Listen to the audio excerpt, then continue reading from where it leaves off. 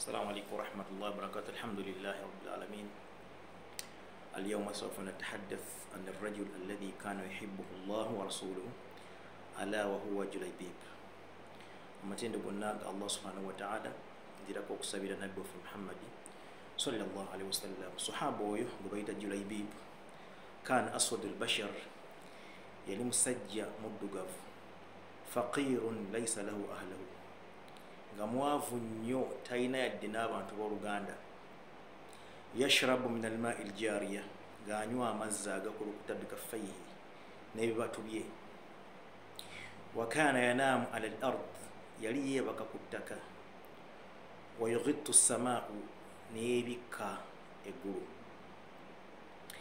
يلي مسجى ما كان له الطعام كان يأكل ما بقي من الطعام إن وجد yabanga ali emmere esigalidde yoyinza okuyita leftover wabanga agifunye fa illam yajid yabanga tagifunye fayabqa sa'im nabeera nga asiiba.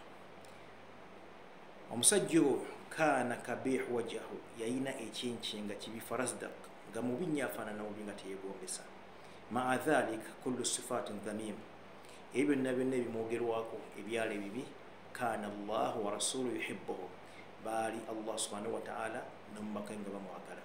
Yawmu min ayyam olumu kunnaku Julaybib yali atambula faraahu sallallahu alaihi wasallam fadaahu faqala lahu ya Julaybib mata tatazawwaj.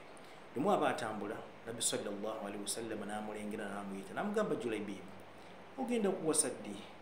Namugamba yuzawwijuni ani asobola okumpa safi dunia ani asobola okumpa muwala we ku nsi kuno nze ndi musajja mwavu sina kenyina. Julaybib nagenda falamma ata yawmu thaniya wamara okujja kunaku olwokubiri sa'alahu sallallahu alaihi wasallam mata tatazawwaju Julaybib. Julaybib ogenda okukosa ddi mukwano gwange? Namugamba ya Rasulallah ani asobola okumpa omwana wenza omusajja omwavu? Nagenda n'olunaku olwokusatu ambuuza ya Julaybib mata tatazawwaju faqala ya Rasulallah laqad qultu lak anna laysa hunaka ahad yuzawwijuni ibnata teri muntu asobola kumpa sa muwala we kuba ndi musajja mwavu. Faqala sallallahu alaihi wasallam idhhabu ila baiti fulani min al answari kwati kubo ogende mu nyumba y'omusajja mu answari omugambe nti amarakum nabbi abalagidde okunfumbiza muwala mmwe.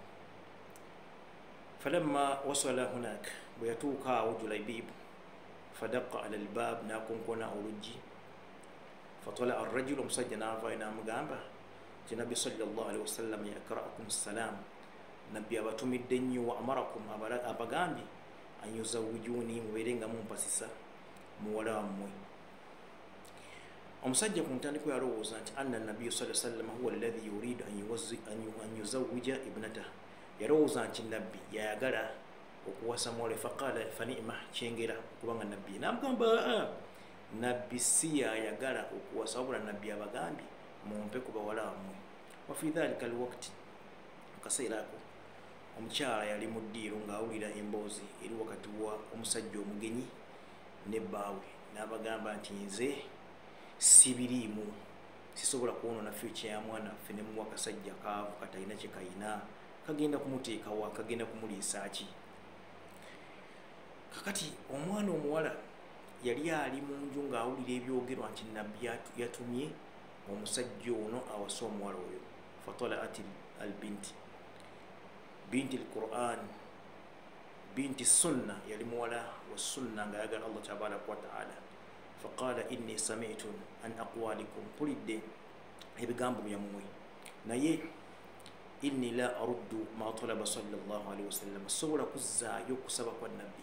Nabbi waba agambye nti omusajja oyo yabampasa oba afaanana atya nze ngenda kumufumbirwa. Ekyo kitiibwa kinene okubanga nabbi sallallahu alaihi wasallam mu bawala bonna abali ku kyalo alonzeemu. Naye fi dhalika alwaqt inna hadhihi albint kanat min ajmal albanat yali asinga okubanga mulungi mu bawala b'oku kyalo ekyo. So baba liyawo fasami almunadi yunadi ne bawulira omukowooze ng'akowoola hayya ala aljihad mujje tugende mu jihad. Julaybib nagenda fashtaraka fi aljihad nagenda mu lutalo fastushhida nabeera nga yafiiramu. Kati nabbi olutalo we luggwa nabbi agamba nti inni afqad an ahad, ninako omuntu gwe miisinga aina Julaibib. Namugamba Julaibib taliyo, li anna Julaibib in hadara, bwe yabanga atuuse ewantu la yura, teri amulaba, wa in ghaba, ne wabanga abuze la yufqad, teri amumiisinga, kubanga ali musajja mwavu nga talina kyayina. Kakati nabbi agenda ng'anoonya mu bantu mu mirambo fawajada Julaibib, n'asanga Julaibib. Nabbi n'akaaba n'amusitula emikono gye egy'ekitiibwa n'amugamba Julaibib, mukwano gwange nfuddeko, ani yagambye okujja mu lutalo ng'obadde waakawasa? Nabbi sallama bamulaba ng'akwata Julaibib, amaaso ge n'agabikka. Babuuza nabbi, lwaki Julaibib amaaso ge ogabisse? N'agamba nti mazima inni ra'aytu, mazima nze ndabye nisaa ahlul janna, abakyala b'omu jjana nga balimu kulwanira omwoyo gwa Julaibib. Buli omu ayagala Julaibib abeere muki, abeere mwami we. Naye bwe mubisse amaaso, li annani alamu innahu rajulu ghuyur, musajja ayina ebbuba, ajja kuba ndaba nga tunuulidde bakyala be ab'omu jjana. Oyo neyo omusajja.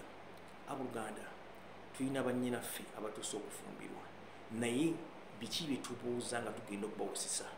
Omusajja agenda okuwasa, ayina emmotoka yazimba, ayina amayumba, ayina poloti, bwaba amupangisa, apangisa loomu mmeka, apangisa amaka, apangisa ki?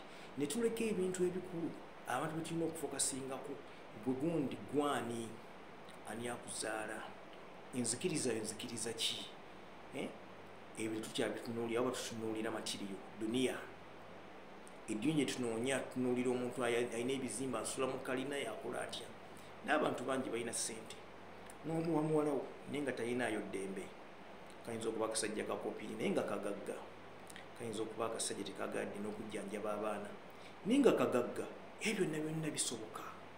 Naye abantu tutunuulira, kifo ky'okutunuulira eddiini. Nabbi kyatugamba tifankihu, mubeere nga tuwasisa bidhaati ddiini, abantu abalina eddiini, emikono gyaffe gijja kubeera nga giwonye.